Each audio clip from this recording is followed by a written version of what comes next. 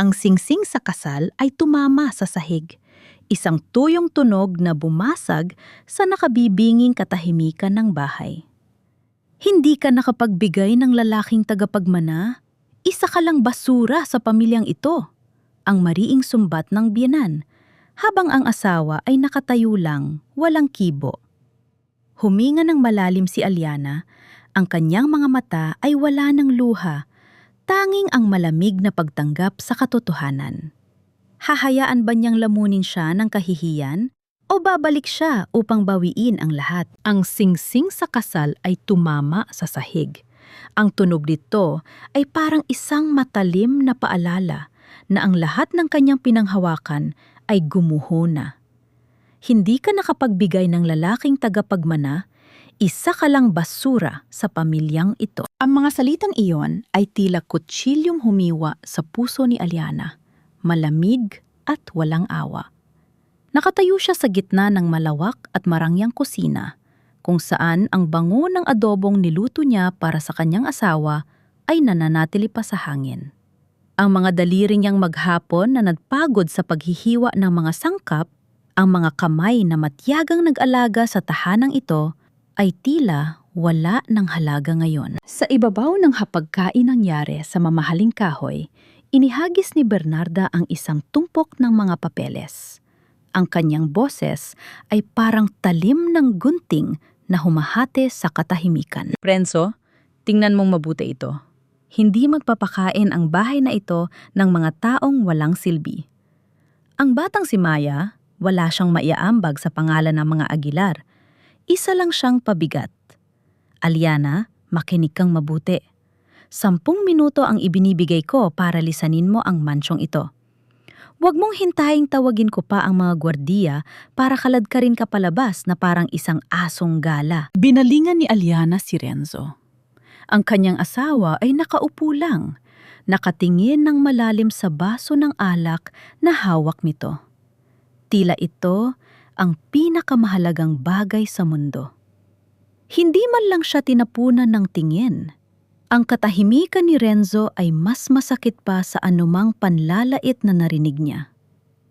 Renzo, gusto mo ba talaga akong umalis? Ang boses niya ay nanginginig, basag na basag. Lumapit siya, balak sana hawakan ang kamay nito. Ngunit biglang binawi ni Renzo ang kanyang kamay na parang nakakadiri ang pagdampi ng balat ni Aliana. Tumayo ito at tinalikuran siya. Ang kanyang buhok na maayos ay kumikinang sa ilalim ng mga chandelier. Tama ang nanay Aliana. Sobra-sobra na ang ibinigay kong pagkakataon sa iyo. Kailangan ko ng asawang kayang magbigay sa akin ng anak na lalaki. Isang babaeng kayang tumayo sa tabi ko sa tuktok ng tagumpay. Hindi ang isang babaeng sa kusina lang marunong at puro iyak ang alam. Umalis ka na. Huwag mo na akong piliting magsalita pa ng mas masakit. Nanikip ang lalamunan ni Aliana. Isang matinding kirot ang gumuhit sa kanyang dibdib.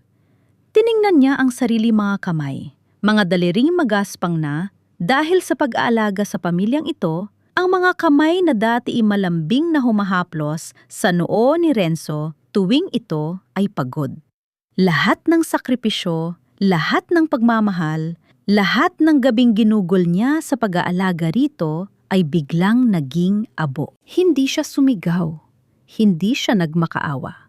Ang sakit sa loob niya ay hindi na kayang ilabas ng mga salita, kaya nanigas na lang ang kanyang buong katawan. Tahimik siyang naglakad patungo sa kanilang silid. Mabilis na isinalansan ang mga lumang damit na dala niya noong unang araw niyang pumasok sa pamilyang ito.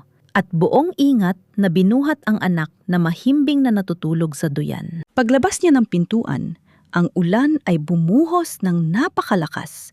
Tila sinusubukang ikubli ang kanyang mga hikbi. Ang paligid ay madilim at malabo.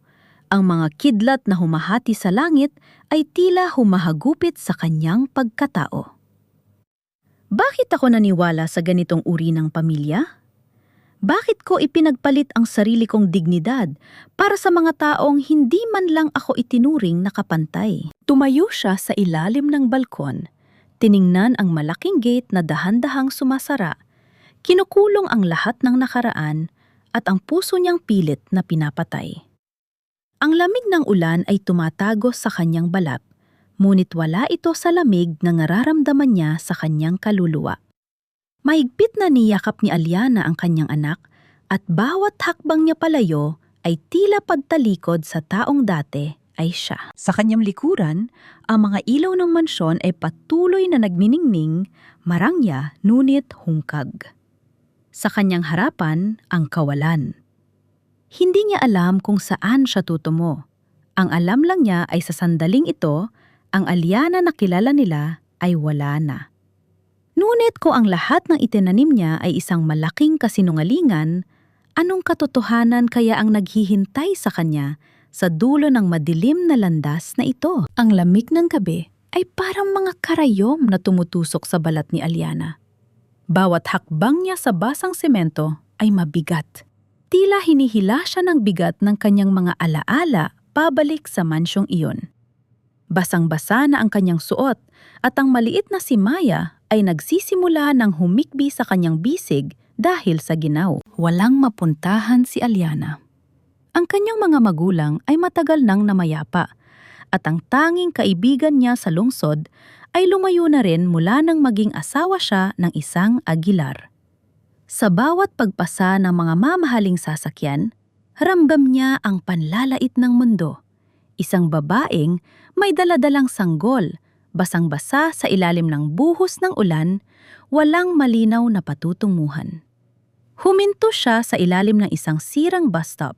Sinusubukang ikubli ang bata mula sa humahagupit na hangin. Maya, anak, patawarin mo si Mommy. Ito lang ang kaya kong ibigay sa iyo ngayon, ang yakap ko. Patawad, anak. Ang kanyang boses ay halos pabulong na dahil sa panghihina. Tiningnan niya ang kanyang pitaka. Wala na lamang itong natitirang barya. Ang lahat ng perang hawak niya ay iniwan niya sa mansyon dahil ang akala niya noon, sapat na ang pagmamahal para mabuhay. Biglang, isang matalim na liwanag ang tumama sa kanyang mga mata. Isang itim na sasakyan ang huminto sa tapat niya. Hindi ito ang mga sasakyang karaniwang nakikita sa kanilang subdivision. Ito ay isang sasakyang mukhang matanda na, ngunit malinis at kagalang-galang. Bumukas ang bintana ng sasakyan. Isang matandang babae ang nakadungaw. Ang kanyang muka ay puno ng mga linya ng panahon, ngunit ang kanyang mga mata ay matalim at puno ng awa. Siya si Lola Belen, ang dating katiwala ng pamilyang Villarreal na matagal lang naglaho sa paningin ng publiko.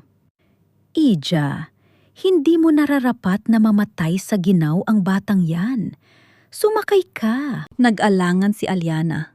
Ang kanyang tiwala sa mga tao ay durog na, parang kristal na hinampas sa pader. Ngunit, ang pag-ubo ng kanyang anak ay nagbigay sa kanya ng babala.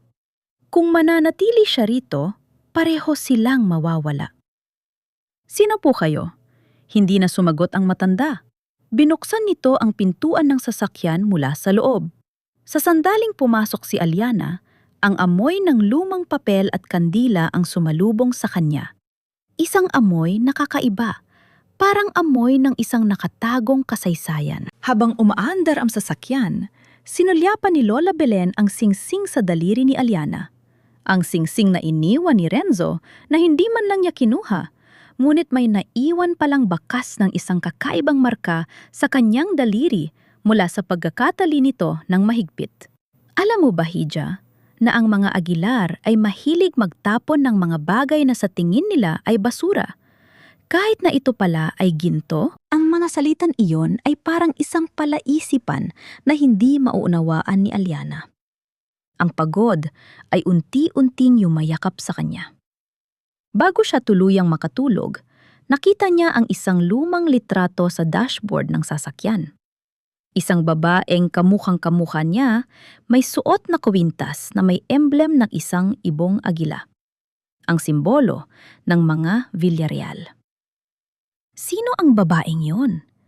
At bakit Bakit parang pamilyar ang kanyang mga mata? Ang sasakyan ay lumiko patungo sa isang bahaging tahimik ng syudad, malaso sa mga ilaw ng mga Aguilar.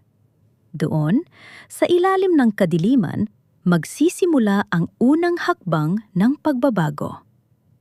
Nagising si Aliana sa isang silid na punong-puno ng mga lumang libro at mga tela na amoy sampagwita. Hindi ito ang malaking mansyon ng mga Aguilar. Ito ay isang maliit na bahay. Simple, ngunit may kakaibang bigat ng kasaysayan. Dahan-dahan siyang bumangon. Ang kanyang katawan ay masakit pa rin, ngunit ang kanyang isipan ay malinaw. Maya! Agad siyang napaupo nang makita ang anak na mahimbing na natutulog sa tabi ng isang maliit na altar. Si Lola Belen ay nakaupo sa isang silya, naglilinis ng isang lumang medalyon. Hiha, huwag kang mabahala. Ligtas kayo rito. Uminom ka muna ng mainit na tsa. Tinanggap ni Aliana ang tasa. Ang init nito ay parang dahan-dahang nagpapakalma sa kanyang nanginginig na mga kamay. Bakit niyo ako tinulungan? Hindi niya naman ako kilala. Ngumiti ang matanda, isang ngiting punong-puno ng lihim. Kilala kita, Aliana. O mas tamang sabihin, kilala ko ang mga mata mo.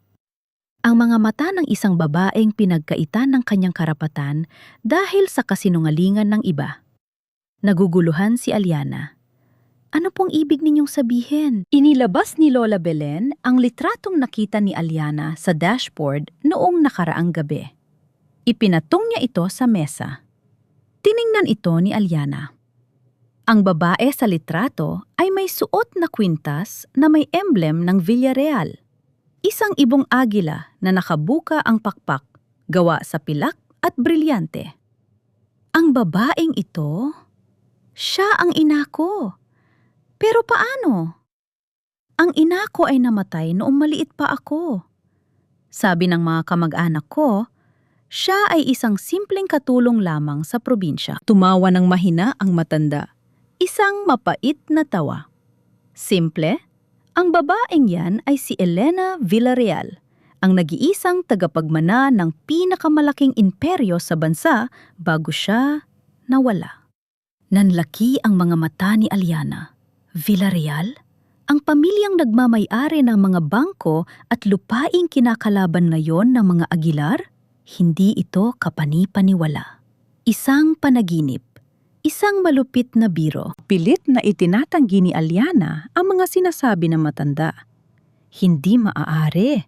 Kung totoo yan, bakit ako narito? Bakit ako nagdusa sa piling ni Renzo? Bakit nila ako hinayaang malapastangan? Dahil ang mundong ito ay pinapatakbo ng mga taong marunong magtago ng katotohanan sa loob ng isang kahon ng kasinungalingan. Ang mga Aguilar, sila ang may hawak ng mga dokumentong nagpapatunay sa pagkatao mo. Sila ang dahilan kung bakit pinalayas ka. Dahil kung malalaman mo ang totoo, ang lahat ng ninakaw nila sa iyong pamilya ay kailangan nilang isauli. Tumayo si Aliana. Ang takot na nararamdaman niya kanina ay unti-unting napapalitan ng isang kakaibang init sa kanyang dibdib. Hindi ito galit, kundi isang matinding pagkauhaw sa hustisya. Ang mga alaala ng pangungutya ni Bernarda at ang pananahimik ni Renzo ay bumalik sa kanyang isipan. Ngunit, sa pagkakataong ito, hindi na ito masakit. Ito ay nagiging gasolina. Kung totoo ang sinasabi ninyo, Lola, kung ako nga ay may karapatan, bakit na yun lang? Dahil kailangan mong dumaan sa apoy para maging bakal, Hija. Ngayong gabi, ang Aliana na nagmamakaawa sa paanan ni Renzo ay patay na. Ang tanong na lang ay, ano ang itatawag natin sa babaeng babangon mula sa abo? Tumingin si Aliana sa salamin na nakasabit sa dingding. Nakita niya ang kanyang refleksyon. Hindi na ito ang babaeng umiiyak sa ilalim ng ulan. Ang kanyang mga mata ay matigas, puno ng pagpapasya. Huwag niyo akong tawaging Aliana. Ang pangalang yon ay para sa asawang itinapon nila. Mula ngayon, Tawagin niyo akong tagapagmana. Hindi mapakali si Lola Belen. Mabilis niyang hinila ang kurtina, sinisilip ang madilim na kalsada sa labas. Nakita niya ang anino ng isang sasakyang nakaparada sa malayo. Ang ilaw nito ay nakapatay, pero ramdam ang presensya ng mga taong nagmamasid. Aliana, kailangan mong umalis dito. Agad-agad. Natungtun ka nila. Nanigas si Aliana. Hawak pa rin niya ang medalyong iniabot ni Lola Belen. Hindi pa siya handang harapin sila. Hindi pa siya handang makita si Renzo. Hindi para humingi ng tawad, kundi para patunayan sa sarili na wala na siyang nararamdaman para sa lalaking nagtapon sa kanya na parang basura. Sino sila, Lola? Ang mga Aguilar ba? Hindi na naghintay ng sagot ang matanda. Mabilis niyang kinuha ang isang maliit na bag at ibinigay ito kay Aliana. Ito ay naglalaman ng mga lumang dokumento, mga papel na magiging susi sa pagbagsak ng mga Aguilar. Ang mga Aguilar ay hindi titigil hanggat hindi nila nasisiguro na wala ka nang babalikan. Kung makukuha nila ang mga papeles na ito, wala ka ng laban. Tumakas ka sa likurang pinto. May taxi na naghihintay sa kanto. Huwag kang lilingon. Isang malakas na kalabog ang narinig nila sa pintuan sa harap. Ang boses ni Bernarda ay umalingaw-ngaw sa labas, matinis at puno ng pagbabanta. Alam kong nandyan ka, Aliana. Huwag kang maging tanga. Wala kang laban sa akin. Lumabas ka at ibigay mo ang dapat ibigay. At baka hayaan ko pa kayong mabuhay ng anak mo. Si Maya ay nagising at nagsimulang umiyak. Ang bawat hagulhol ng bata ay parang punyal na humahaplos sa puso ni Aliana. Iyon ang panganib. Hindi na lang siya ang nakataya rito. Ang kinabukasan ng kanyang anak ang nakasalalay sa bawat desisyon niya. Yinakap ni Aliana si Maya ng maigpit. Patawad, anak. Pero hindi kita hahayaang lumaki sa takot. Sa isang iglap, ang pagiging mahiyain at mapagkumbabang Aliana ay naglaho. Huminga siya ng malalim. Ang bawat hininga ay puno ng tapang. Ginamit niya ang bawat lakas na meron siya para buksan ang pintuan sa likuran. Paglabas niya, ang malamig na hangin ng gabi ay sumalubong sa kanya. Ngunit sa pagkakataong ito, hindi siya nanginginig. Habang tumatakbo siya patungo sa kanto, narinig niya ang pagwasak sa pintuan sa harap. Ang sigaw ni Bernarda ay mas lalong tumindi. Isang boses ng kasamaan na wala nang ibang iniisip kundi ang sarili niyang interes. Aliana! Hindi ka makakatakas! Sumakay si Aliana sa taxi. Bago umandar ang sasakyan, tumingin siya sa bintana. Nakita niya ang isang anino na tumatakbo palabas ng bahay. Si Lola Belen, na sinusubukang harangin ang mga tauhan ni Bernarda. Lola! Huwag kang lilingon, Aliana. Magpatuloy ka! Sigaw ng matanda bago siya dinamba ng mga tauhan ng mga Aguilar. Tumulo ang luha ni Aliana, ngunit mabilis niya itong pinahid. Ang bawat luha na pumapatak ay isang pangakong babayaran ng mga Aguilar ang lahat ng sakit na idinulot nila. Ngayong gabi, hindi siya tumatakas dahil siya ay duwag. Tumatakas siya para maghanda ng pagbabalik na hindi nila malilimutan. Ang taxi ay mabilis na humaharurot sa gitna ng kadiliman ng lungsod. Si Aliana, nakayakap pa rin ng mahigpit sa kanyang anak, ay hindi mapakali. Ang bawat ilaw ng sasakyang sumusunod sa kanila ay nagpapatibok ng mabilis sa kanyang puso. Hija, saan ba talaga ang punta natin? Tanong ng driver. Ang boses ay puno ng pag-aalala sa nakikita niyang takot sa mukha ng pasahero. Sa isang lugar kung saan hindi nila ako mahahanap, sagot ni Aliana, ang boses ay hindi na nanginginig. Binuksan niya ang bag na ibinigay ni Lola Belen. Sa loob nito ay may isang lumang journal, isang kopya ng birth certificate na may tatak ng confidential, at isang susi na may kakaibang disenyong agila. Nang buksan niya ang journal, Bumulaga sa kanya ang mga talaan ng mga transaksyon at mga pangalan ng mga kumpanyang pag-aari ng mga Villarreal. Ang mga kumpanya ngayon ay pinapatakbo na sa ilalim ng pangalan ng mga Aguilar. Pagnanakaw. Yon ang eksaktong ginawa nila. Ninakaw nila ang buhay ng pamilya ko, ang kinabukasan ko, at pati ang karapatan ni Maya na mamuhay ng marangal. Hindi na siya naiyak. Ang sakit na naramdaman niya noong gabing pinalayas siya ay unti-unting napapalitan ng isang malamig na apoy. Ang journal na hawak niya ay hindi lang basta papel. Ito ang ebidensya ng kanilang kasalanan. Biglang nag-vibrate ang kanyang telepono. Isang mensahe na naman mula sa hindi kilalang numero. Akala mo ba ay makakapagtago ka? Hawak namin ang lahat. Maging ang matandang babaeng nagtago sa iyo ay nasa aming kontrol na. Bumalik ka o may mangyayari sa kanya. Napapikit si Aliana. Ang pagpili sa pagitan ng kaligtasan ni Lola Belen at ang misyon para sa kanyang anak ay isang pasanin na hindi sana dapat pasan ng sinuman. Ngunit alam niya, kung babalik siya, pareho silang mawawala ni Maya. Hindi ako babalik bilang Aliana na nakaluhod, bulong niya sa sarili. Kung gusto nila ng laro, ibibigay ko sa kanila ang laro na hindi nila kayang panalunan. Ipinasara niya ang bag at itinago ito sa ilalim ng kanyang jacket. Tiningnan niya ang kanyang refleksyon sa bintana ng taxi. Ang mga mata niya ay hindi na ang mga mata ng babaeng naghahanap ng pagmamahal. Ito ay ang mga mata ng isang babaeng handang bumawi. Salamat sa iyo, Lola Belen. Ang sakripisyo mo ay hindi masasayang, panunumpa niya sa kanyang isipan. Huminto ang taxi sa tapat ng isang lumang boarding house sa kabilang bahagi ng syudad, isang lugar na malayo sa marangyang mundo ng mga Aguilar. Dito siya magtatago. Dito siya magpaplano. Habang nagbabayad siya sa driver, nakita niya ang isang karatula sa kalsada. Magtiwala sa sarili, bumangon mula sa pagkakalugmok. Tila isang senyales. Pumasok siya sa madilim na pasilyo ng boarding house, bitbit ang kanyang anak at ang susi na magbubukas sa katotohanan.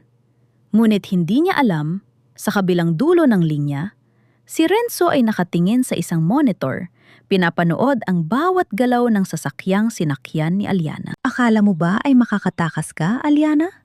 Sa mundong ito, walang makakatakas sa mga Aguilar. Wika ni Renzo. Ang kanyang boses ay puno ng malamig na pag-aalinlangan at pagkamuhi. Napatigil si Aliana. Ang lalaki sa dulo ng pasilyo ay hindi gumagalaw. Ang kanyang muka ay nakatago sa ilalim ng suot na itim na baseball cap. Ang tibok ng puso ni Aliana ay tila tambol na umuugong sa kanyang pandinig. Ngunit pilit niyang pinanatiling kalmado ang kanyang mga kamay habang kayaap si Maya. Huwag kang lalapit, babala ni Aliana. Ang kanyang boses ay mahina, ngunit may diin. Hindi sumagot ang lalaki. Dahan-dahan itong humakbang palapit. Sa bawat paglapit nito, ramdam ni Aliana ang panganib. Ito ba ang mga tauhan ni Bernarda? O baka isa ito sa mga bayarang tauhan ni Renzo?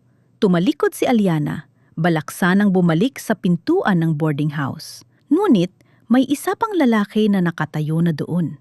Bitawan mo ang bata, Aliana. Hindi namin gustong manakit.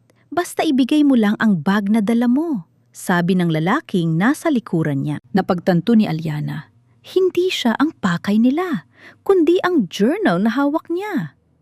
Alam ng mga Aguilar ang halaga nito. Hindi ito basta-basta papel. Ito ang susi sa kanilang pagbagsak. Hinding-hindi nyo makukuha ito, sagot ni Aliana.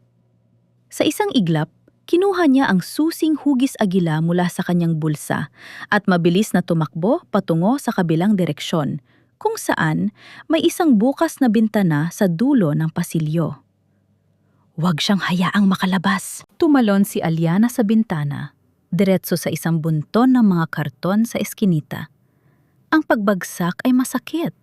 Ang kanyang braso ay tumama sa semento, ngunit hindi niya pinansin ang kirot. Tumakbo siya ng mabilis sa gitna ng eskinita. Ang dilim ay nagsilbing proteksyon niya. Maya, kapit ka lang! Bulong niya habang tumatakbo. Naririnig niya ang mga yabag ng mga lalaki sa kanyang likuran, ang boses ng mga ito na nagmumura sa bawat pagkakadapa sa madilim na eskinita. Nakakita siya ng isang lumang pinto, isang imbakan ng kargamento. Pumasok siya at ikinandado ang pinto gamit ang isang bakal na baras. Hinihingal siya, basang-basa ng pawis at ulan. Tiningnan niya ang paligid. Ito ay isang bodega ng mga lumang gamit. Sa isang sulok, may isang bakal na cabinet na may nakaukit na maliit na agila, kapareho ng disenyo ng susing hawak niya. Ito na ba yun? Hindi siya nag-atubili. Isinaksak niya ang susi sa butas ng cabinet. Pagpihit niya, isang click ang narinig niya at dahan-dahang bumukas ang pinto ng cabinet. Sa loob nito, hindi lang pera o alahas ang bumulaga sa kanya. Isang makapal na folder na may titulong, Operasyon Villarreal, ang pagbura sa katotohanan. Nang buksan niya ito, bumagsak ang mga larawan, mga pirma at isang videotape. Ito ang lahat na ebidensya ng pagtataksil ng mga Aguilar laban sa kanyang ina. Dito nakasulat ang pangalan ng bawat taong sangkot sa pagpapabagsak sa pamilya Villarreal. Puno ng pot at kalungkutan, hinawakan ni Aliana ang mga dokumento. Hindi lang siya biktima. Ngayon, may hawak na siyang kapangyarihan. Ngunit sa labas ng pinto ng bodega, narinig niya ang boses ng isang pamilyar na tao. Hanapin niyo siya. Hindi siya maaaring makalabas ng lungsod na ito ng buhay. Si Renzo. Ang boses nito ay puno ng lamig, walang bakas ng pagmamahal na dati niyang ipinapakita. Ang pintuan ng bodega ay yumanig sa bawat kalabog ni Renzo. Ang bakal na baras na ginamit ni Aliana bilang kandado ay unti-unting yumuyuko. Sa loob, ang dilim ay kasing lalim ng kanyang takot. Ngunit ang mga dokumentong hawak niya ang nagsisilbing liwanag ng kanyang determinasyon. Maya, huwag kang iiyak, pabulong na utos ni Aliana. Ang bata ay tila naiintindihan ang sitwasyon, mariing nakayakap sa kanyang leeg. Blag! Ang pinto ay bahagyang bumukas. Sa siwang na iyon, nakita ni Aliana ang muka ni Renzo, ang lalaking minahal niya, ang lalaking nagtaksil sa kanya. Ngunit sa pagkakataong ito, hindi na ito ang muka ng asawang kilala niya. Ito ay mukha ng isang taong takot na mawala ang lahat ng kanyang kapangyarihan. Alam kong nandyan ka, Aliana. Lumabas ka na. Hindi mo kaya itago ang sarili mo habang buhay. Handa kitang bigyan ng pera, umalis ka na lang, at huwag mo na kaming gambalain. Sigaw ni Renzo. Ang kanyang boses ay halo ng desperasyon at pagbabanta. Tumayo si Aliana. Hindi siya lumabas, kundi lumapit siya sa pinto. Sapat ang lapit para marinig siya ni Renzo. Pera? Yun lang bang tingin mo sa akin, Renzo? Isang bagay na mabibili ng pera? Sagot ni Aliana. Ang kanyang boses ay matatag at puno ng kapaitan. Hindi mo ba naisip na habang nagtatago ka sa likod ng iyong kasinungalingan, unti-unti mo ring pinapatay ang taong minsan ay nagmahal sa'yo ng buong tapat? Tumigil ang kalabog. Sandaling natahimik ang paligid. Aliana, hindi mo maintindihan. Ginawa ko ito para sa pamilya natin, para sa kinabukasan, para sa pamilya niyo, o para sa pamilya mo. Pinuputol ni Aliana ang kanyang paliwanag. Alam ko na ang lahat, Renzo. Ang mga papeles, ang mga transaksyon, ang katotohanan tungkol sa mga Villarreal. Wala na ang mga Aguilar sa itaas. Ang lahat ng itinayo niyo ay gumuho na. Sa sandaling pumasok ako sa bodega na ito. Sa isang mabilis na kilos, nakakita si Aliana ng isang bintanang malapit sa bubong ng bodega. May lumang hagdan na nakasandal sa dingding. Inakyat na ito ng mabilis, hawak ang makapal na folder. Nang marinig ni Renzo ang kaluskos, muling kinalabog ng mga tauhan niya ang pinto. Basagin niyo ang pinto! Na yun na! Nang bumukas ang pinto, mabilis na tumalon si Aliana palabas sa bubong. Napahiga siya sa mga yero. Ang init ng bubong ay tumagos sa kanyang damit, ngunit hindi siya tumigil. Gumapang siya hanggang sa dulo ng bubong at tumalon pababa sa isang truck ng basura na nakaparada sa labas. Ang truck ay mabilis na umandar. Habang humaharurot ito palayo, tumingin si Aliana sa likod. Nakita niya si Renzo na nakatayo sa labasan ng bodega. Ang kanyang mga mata ay nanlalaki sa galit at pagkagulat. "Hindi pa tayo tapos, Aliana!" sigaw ni Renzo. Ngunit ang boses nito ay nilamon na ng ingay ng makina ng truck. Ligtas na siya. Pansamantala. Ngunit habang hawak niya ang folder, naramdaman ni Aliana ang isang bagong uri ng pangamba. Ang pagtakas ay simula pa lamang. Ang tunay na laban ay ang paggamit ng mga ebidensyang ito para tuluyang gibain ang imperyo ng mga Aguilar nang hindi siya nawawala sa proseso. "Maya, anak, magsisimula na ang bago nating buhay," bulong niya habang pinupunasan ang mga luha sa kanyang pisngi. Ang boses ng tagapagbalita sa radyo ay parang kidlat na bumagsak sa katahimikan ng truck. Isang babaeng nagnanalang Aliana Aguilar ay kasalukuyang pinaghahanap ng mga awtoridad dahil sa pagnanakaw ng mga sensitibong dokumento ng Aguilar Corporation. Pinatay ni Aliana ang radyo gamit ang nanginginig na mga kamay. Napakasakit. Ang pangalan niya, ang pangalang pinangalagaan niya ng buong katapatan bilang asawa, ay ginagamit na ngayon para sirain siya. Ang mga Aguilar, ginagamit nila ang buong sistema para gawin siyang kriminal. "Hindi ka pwedeng maging kriminal, Aliana," pabulong niya sa kanyang sarili. Ipinikit niya ang kanyang mga mata. Inaalala ang bawat pahina ng journal na nabasa niya. Hindi siya magnanakaw. Siya ang biktima na kumukuha lamang ng hustisyang nararapat sa kanya. Tumalang siya mula sa truck nan ito ay bumagal sa isang intersection. Mabilis siyang naglakad, ibinaba ang kanyang suot na hood upang takpan ang kanyang mukha. Kailangan niya ng matataguan, isang lugar na hindi nila maiisip. Pumunta siya sa isang simbahan sa labas ng lungsod. Doon, sa ilalim ng mga anino ng mga rebulto at sa gitna ng katahimikan ng pagdarasal, naupo siya sa pinakalikurang bangko. "Maya, manahimik ka lang, anak." Habang nagdarasal ang mga tao, sinimula ni Aliana na suriin ang mga papeles sa loob ng folder. Nakita niya ang isang pangalan na paulit-ulit na lumiletaw, Datu Alon. Isa siyang retiradong hukom na kilala sa kanyang katapatan, ang huling taong nagtangkang mag-imbestiga sa mga Villarreal noon bago siya biglang naglaho sa publiko. Siya ang susi. Kung mapapasa kamay ni Datu Alon ang mga dokumentong ito, walang Aguilar ang makakalusot. Ngunit paano niya makakausap ang isang taong matagal nang nagtatago? Biglang may umupo sa tabi niya. Isang matandang lalaki, nakasuot ng simpleng barong, may hawak na rosaryo. Hindi siya tumingin kay Aliana, ngunit narinig niya ang boses nito na tila galing sa malayo. Ang katotohanan ay parang ulan. "Hija, kahit anong pagtatago mo rito, babasa at babasa pa rin ang lupa." Napalingon si Aliana. Ang matanda ay walang iba, kundi si Datu Alon. Ang kanyang mga mata ay matalino at mapagmasid, tila nababasa ang bawat kaba sa puso ni Aliana. "Sino ka?" tanong ni Aliana.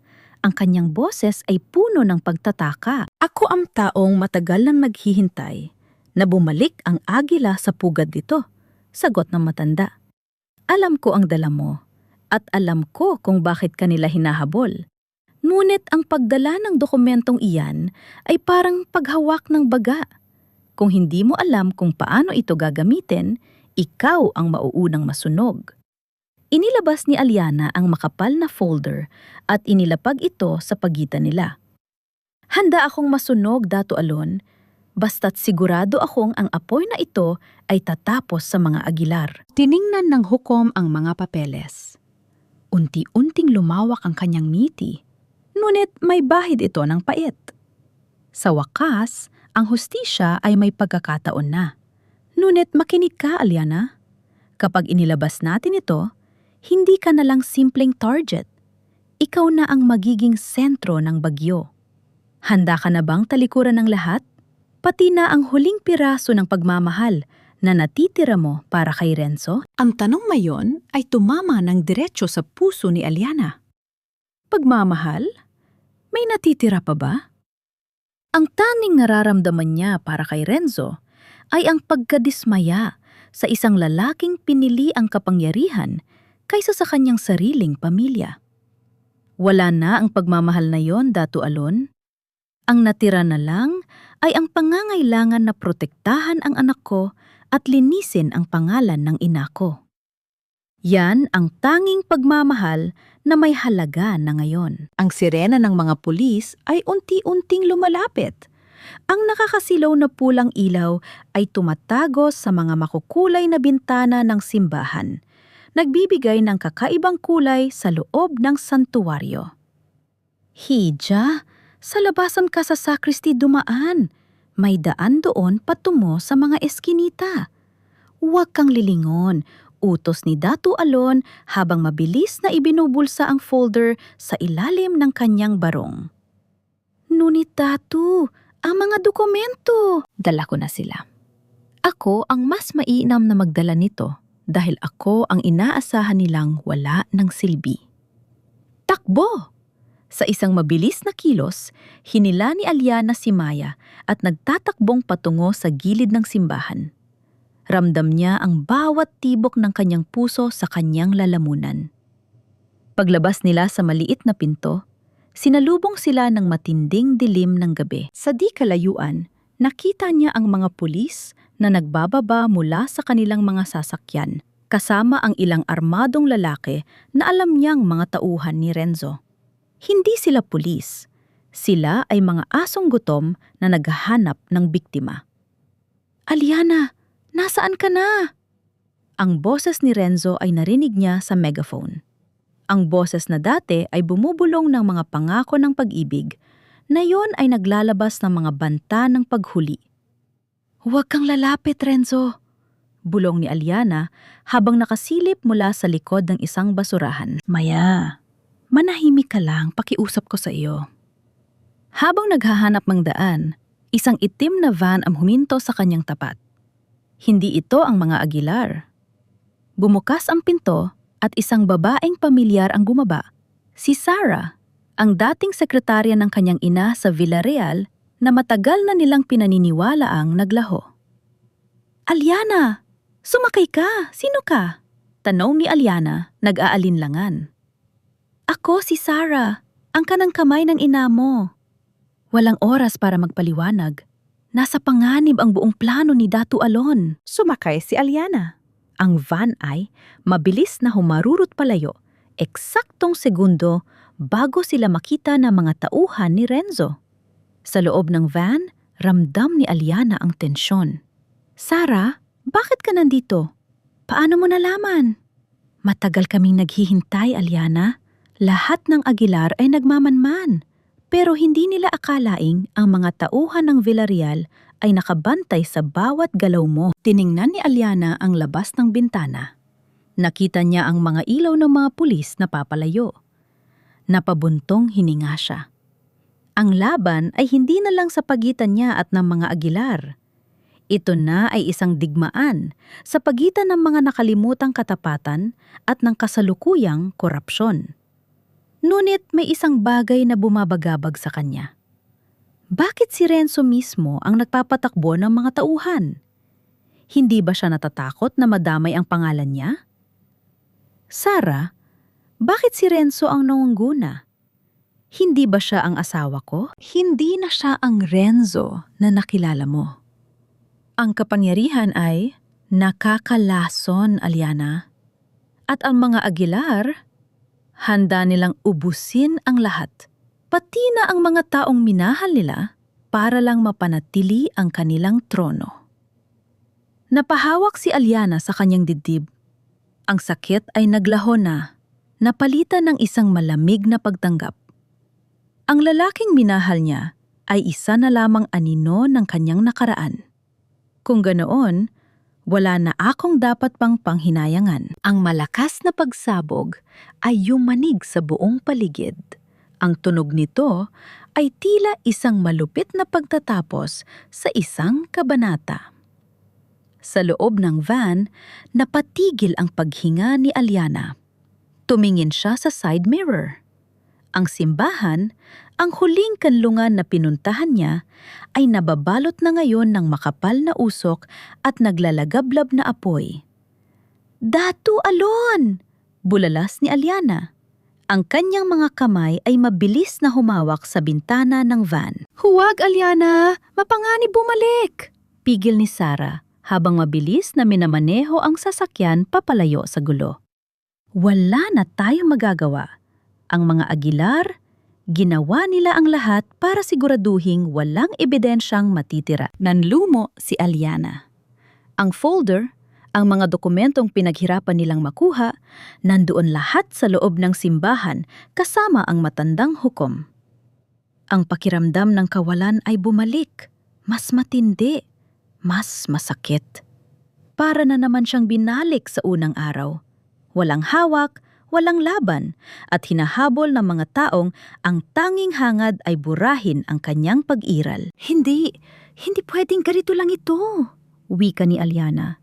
Ang kanyang boses ay nanginginig sa galit. Hindi sila maaaring manalo sa pamamagitan ng apoy. "Sarah, itigil mo ang sasakyan," utos ni Aliana. "Ano?" "Aliana, delikado.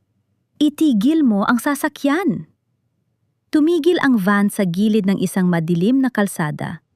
Bumaba si Aliana, ang kanyang mga mata ay nagbabaga sa determinasyon.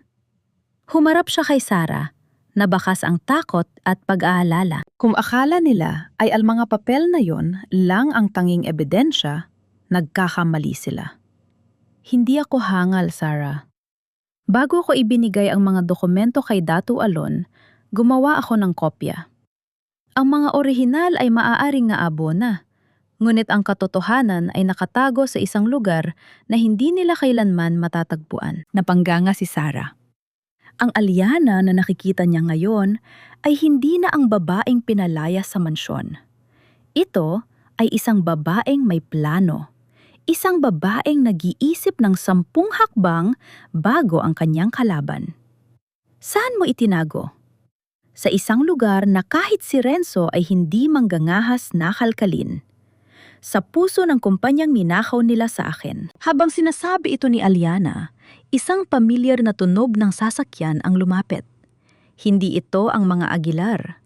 Ito ay isang convoy ng mga sasakyang itim, ang mga sasakyang nadadala ng mga taong matagal nang maghihintay ng utos mula sa tunay na tagapagmana ng Villarreal. Bumaba ang isang lalaki mula sa convoy, isang matandang tauhan ng kanyang ina.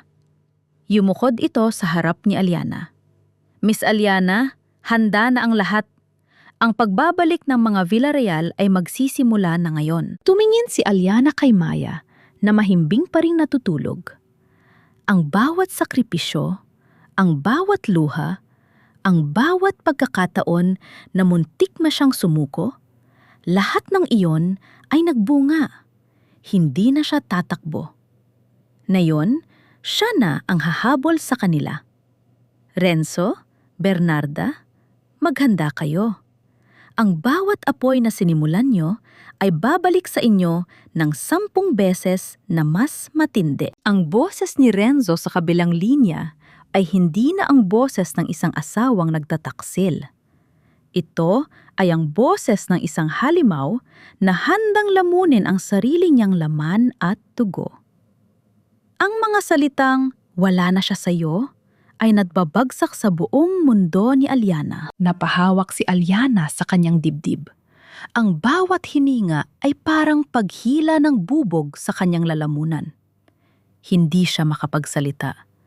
Ang tanging naririnig niya ay ang mabilis na tibok ng sarili niyang puso at ang mahinang paghalahak ni Renzo sa kabilang linya. "Renzo, huwag mo siyang idamay. Bata siya. Anak mo siya, Aliana." Pilit na pinalalakas ang boses. kahit ang buong katawan niya ay nanginginig sa takot. Renzo, kung may mangyari sa kanya, hindi kita patatawarin. Hindi kita pataatawarin habang buhay. Aliana, ang tamis pakinggan ng boses mo kapag natatakot. Hindi ko siya sasaktan. Sa ngayon, depende sa bilis mo. Ibigay mo sa akin ang lahat ng dokumentong hawak mo. Ibigay mo ang orihinal at ang lahat ng kopya. At ibabalik ko sa iyo ang bata. May oras ka hanggang bukas ng madaling araw. Sa lumang bodega sa Pantalan. Mag-isa ka lang. Tut, tut, tut. Namatay ang tawag. Nanatiling nakahawak si Aliana sa telpono. Ang kanyang mga mata ay blanko at puno ng galit. Ang mga tauhan ng Villarreal na nakapaligid sa kanya ay tila mga estatwa, naghihintay ng kanyang susunod na utos. Miss Aliana, anong gagawin natin? Tanong ng leader ng mga tauhan. Tumayo ng tuwid si Aliana. Ang takot na naramdaman niya kanina ay unti-unting naglaho, napalitan ng isang malamig at mapanganib na kalmado. Hindi na siya ang Aliana na tumatakbo. Siya na ang Aliana na magdidikta ng katapusan. Hindi tayo susunod sa gusto niya, wika ni Aliana. Ngunit ang anak mo. Alam ko, pero kung ibibigay ko ang ebidensya, papatayin niya tayo pareho ni Maya pagkatapos. Kailangan nating gamitin ang diskarte nila laban sa kanila. Sarah, alam mo kung nasaan ang mga lihim na asset ng mga Aguilar sa loob ng kumpanya, hindi ba? Oo, Miss Aliana. Ilabas mo ang lahat. I-hack ang system. I-freeze ang lahat ng account na nakapangalan sa kanila. Gawin niyo ang lahat para mawalan sila ng kapangyarihan sa loob ng susunod na ilang oras. Habang abala sila sa pag-aayos ng kanilang imperyong gumuho, doon ko sila sasalakayin sa Pantalan. Ipaghanda mo ako ng baril. Hindi para pumatay, kundi para magbanta. Kung kinakailangan nilang makita ang isang Aliana na walang kinatatakutan, ibibigay ko yon sa kanila. Ang boses ni Aliana ay matalim, punong-puno ng otoridad na hindi man lang niya alam na meron siya. Sa bawat salita, ramdam ng mga tauhan ang presensya na isang tunay na Villarreal. Isang leader na hindi nagpapadala sa emosyon. Renzo, akala mo ay ikaw ang nagmamay-ari ng laro? Ngunit na yon, ako na ang may hawak ng piyesa. At sisiguraduhin kong sa dulo ng larong ito, wala nang matitirang Aguilar na nakatayo. Ang hangin sa Pantalan ay maalat at malamig. Humahampas sa mukha ni Aliana habang dahan-dahan siyang naglalakad patungo sa gitna ng pier.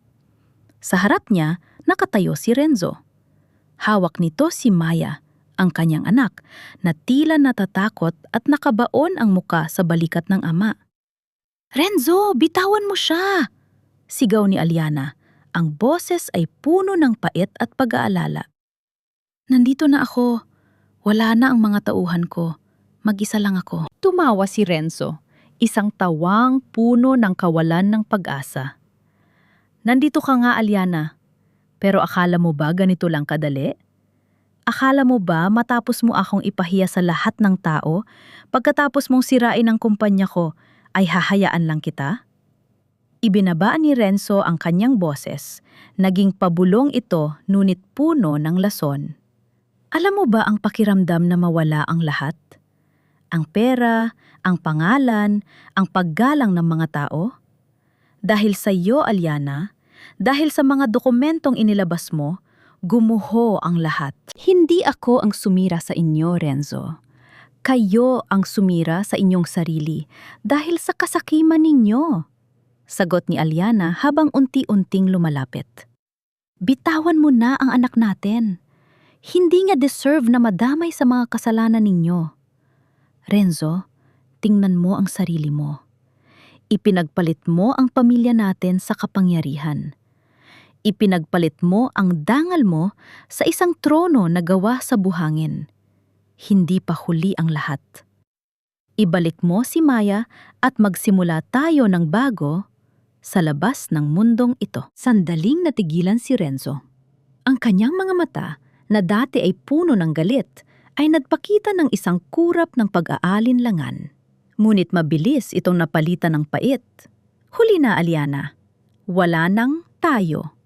Biglang lumabas mula sa likod ng mga container van ang mga tauhan ni Bernarda. Hawak ang mga sandata. Hindi pala nag-iisa si Renzo. Ang kanyang ina, si Bernarda, ay lumabas din. Ang mukha ay bakas ang matinding poot. Renzo, huwag kang maging mahina. Ituloy mo ang balak mo. Sigaw ni Bernarda. Itapon mo ang bata at tapusin mo na ang babaeng yan. Napatingin si Renzo sa kanyang ina, pagkatapos ay kay Maya at sa huli kay Aliana. Sa mga sandaling yun, nakita ni Aliana ang labanan sa loob ng puso ni Renzo, ang pagmamahal sa anak laban sa katapatan sa isang mapanirang ina. Aliana, tumakbo ka! Sigaw ni Renzo, isang sigaw na nagmula sa kaibuturan ng kanyang pagkatao. Sa isang iglap, itinulak ni Renzo si Maya palayo, patungo sa direksyon ni Aliana. Kasabay nito ang pagputok ng baril mula sa panig ni Bernarda. Aliana! Ang putok ng baril ay tila humati sa mundo. Sa isang sandaling, tila tumigil ang pag-ikot ng oras, nakita ni Aliana ang pagbagsak ni Renzo. Ang bala na dapat sana ay para sa kanya at sa kanyang anak ay tumama sa dibdib ng lalaking minsang nangako sa harap ng altar na puprotektahan siya hanggang kamatayan. Renzo! Mabilis na gumapang si Aliana. Yakat ng mahigpit ang naghihikbing si Maya. Ang semento ay nabahiran ng dugo. Si Bernarda ay nakatayo pa rin doon. Ang baril ay nanginginig sa kanyang kamay. Ang kanyang mga mata ay blanko at puno ng pagkabigla, hindi dahil sa pagkamatay ng anak, kundi dahil sa pagkatalo ng kanyang plano. Tumakbo ang mga tauhan ng Villarreal at mga pulis na tinawag ni Datu Alon, pinalibutan ang lugar. Ang mga tauhan ni Bernarda ay agad na nagtapon ng kanilang mga sandata at sumuko. Alam nilang wala na silang laban. Lumapit si Aliana kay Renzo. Ang kanyang mga kamay, na dati ay nanginginig sa galit, ay ngayon ay nanginginig sa matinding lungkot. Pinunasan niya ang dugo sa pisingi ni Renzo. Bakit, Renzo? Bakit mo ginawa ito? Bulong niya, habang ang mga luha ay patuloy na pumapatak sa mukha ng lalaki. Pinilit ni Renzo ng gumiti, kahit na ang bawat paghinga niya ay may kasamang dugo. Ang kanyang mga kamay ay dahan-dahang gumapang patungo sa kamay ni Aliana. Aliana, pasensya na. Hindi ko kayang ibigay sa iyo ang buhay na nararapat sa iyo. Pero sa pagkakataong ito, alam ko kung ano ang tama. Tumingin si Renzo kay Maya, na ngayon ay tahimik na nakatingin sa kanyang ama. Anak, maging matapang ka, gaya ng mama mo. Aliana, patawarin mo ako. Hindi para sa akin, kundi para sa iyong sarili. Huwag mong hayaang kainin ka ng galit. Ang boses ni Renzo ay unti-unting humina. Ang kanyang mga mata ay dahan-dahang pumikit. Sa huling sandali, ang kanyang mukha ay wala ng bahid ng pot o ambisyon. Tanging ang katahimikan ng isang tao na hanap ang kapatawaran. Renzo, wag! Ngunit, ang kamay ni Renzo ay bumagsak sa semento. Ang lalaking naging bahagi ng kanyang mundo, ang lalaking naging dahilan ng kanyang paghihirap, ngunit siya ring ama ng kanyang anak ay wala na. Si Bernarda naman ay dahan-dahang lumapit. Ang kanyang mga mata ay nananatiling matigas, ngunit ang kanyang mga balikat ay bumagsak. Ang kanyang imperyo ay gumuho kasabay ng paghinto ng tibok ng puso ng kanyang anak. Ang inyong oras ay tapos na, Bernarda. Malamig na, sabi ni Aliana habang tumatayo. Hindi mo kailangang mamatay para magbayad. Kailangan mong mabuhay at makita ang bawat araw na gumuho ang lahat ng itinayo mo sa ibabaw ng mga kasinungalingan. Inilayo ni Aliana si Maya sa eksena. Hindi niya hinayaang makita ng bata ang huling hininga ng kanyang ama. Sa gitna ng kaguluhan ng mga pulis at ng sirena, tumingin si Aliana sa dagat. Ang alon ay patuloy na humahampas. Tila nililinis ang lahat ng sakit at dumi ng nakaraan. Natapos na ang digmaan. Pero ang paghihilom, na yon pa lamang magsisimula. Ang korte ay puno ng mga taong mausisa. Ang bawat bulong ay tila mga langgam na humahaplos sa pandinig ni Aliana. Sa loob ng silid, nakaupo si Bernarda sa defendant's chair. Hindi na ang matapang at mapagmataas na babaeng dati nagdidikta ng kapalaran ng iba. Ngayon, siya ay isang matandang puno ng hinanakit. Ang kanyang mga mata ay nananatiling matalim, ngunit wala ng kapangyarihan. Si Aliana ay nakatayo sa witness stand. Tiningnan niya ang mga dokumentong hawak ng mga abogado, ang mga ebidensyang nagsiwalat sa lahat ng krimen ng pamilya Aguilar. Ang panloloko, ang pagdukot at ang pagtatangkang pumatay. Hindi siya nakaramdam ng kagalakan. Wala ring tuwa sa kanyang puso. Ang tanging nararamdaman niya ay ang bigat ng katotohanan na sa wakas ay nailabas na. Aliana Aguilar, may nais ka pa bang sabihin sa hukuman bago hatulan ang nasasakdal? Tanong ng hukom. Huminga ng malalim si Aliana. Tumingin siya kay Bernarda. Ang babaeng ito ang naging dahilan ng kanyang impyerno. Ang taong nagtulak sa kanya sa gilid ng bangin. Ngunit sa pagtingin niya sa mukha nito, nakita niya ang isang taong talunan. Hindi lang sa batas, kundi sa buhay. Wala na po, mahal na hukom, sagot ni Aliana. Ang kanyang boses ay kalmado at buo. Hindi ko na kailangang maghigante. Ang hustisya ay hindi paghihigante. Ito ay ang pagtiyak na ang katotohanan ay mananaig. Ang lahat ng kailangan kong sabihin ay nasa mga dokumentong iyan na. Nang ilabas ang hatol, habang buhay na pagkakakulong para kay Bernarda, walang sigawan mula kay Aliana. Tumayo lang siya at lumabas ng korte. Bit-bit ang kamay ng kanyang anak na si Maya. Sa labas, sinalubong siya ng liwanag ng araw. Para sa unang pagkakataon, matapos ang mahabang panahon, ang mundo ay hindi na madilim. Miss Aliana, ano na ang susunod? Tanong ni Sarah habang sumusunod sa kanya patungo sa sasakyan. Bubuo ako ng isang organisasyon, Sarah. Isang lugar para sa mga kababaihang tulad ko noon, yung mga akala nila ay wala silang boses, yung mga akala nila ay hanggang kusina na lang ang kanilang halaga. Hindi ko sila hahayaang maranasan ang dinanas ko. Tumingin si Aliana sa malayo. Sa abot tanaw kung saan ang dagat at langit ay tila nagtatagpo. Naisip niya si Renzo. Kahit na masakit, pinili niyang tandaan ang lalaking nagligtas sa kanilang anak, hindi ang lalaking nagtaksil sa kanya.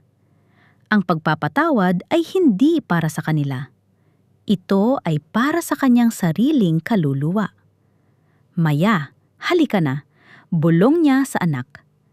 Marami pa tayong dapat gawin. Sumakay sila sa sasakyan. At habang papalayo sila sa gusali ng korte, hindi na lumingon si Aliana. Ang Aliana na biktima ay wala na. Ang Aliana na tagapagmana ng kanyang sariling kapalaran ay nagsisimula pa lamang. Sa isang payapang hardin malapit sa dalampasigan, nakaupo si Aliana habang pinagmamasdan ang paglubog ng araw. Ang kulay kahel na langit ay tila isang malambot na kumot na bumabalot sa mundo. Sa kanyang tabi, naglalaro ang 6 na taong gulang na si Maya. Ang kanyang halakhak ay parang musikang nagpapawi sa anumang natitirang lungkot sa puso ni Aliana. Sa kanyang mga kamay, hawak niya ang liham ni Renzo. Pagkaraan ng mahabang panahon, binuksan niya ito. Aliana, kung nababasa mo ito, sana ay nasa lugar ka na kung saan hindi mo na kailangang magtago o lumaban. Patawad sa lahat ng sakit. Ang tanging hiling ko lang, huwag mong hayaang ang mga pagkakamali ko ang maging basehan ng kung paano mo tutukuyin ang pag-ibig. Magmahal ka ng malaya dahil karapat-dapat ka roon. Salamat sa pagbibigay sa akin ng pagkakataong maging ama. Kahit sa maikling panahon, hindi na tumulo ang luha ni Aliana. Sa halip, isang banayad ng ngiti ang namutawi sa kanyang mga labi.